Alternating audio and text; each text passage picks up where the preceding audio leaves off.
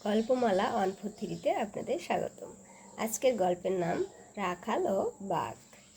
এক রাখাল কোনো বনে গরু চড়াইত।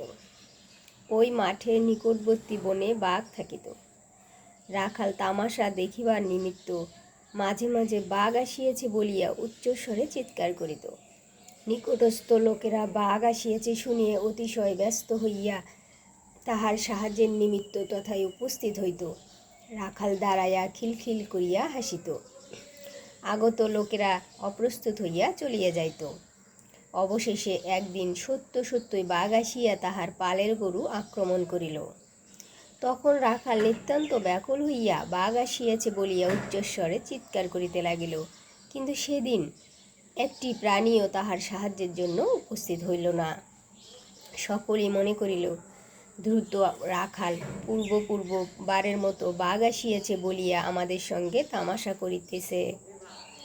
বাঘ ইচ্ছা মতো পালের গরু নষ্ট করিল এবং অবশেষে রাখালের প্রাণ সংহার করিয়া চলিয়া গেল।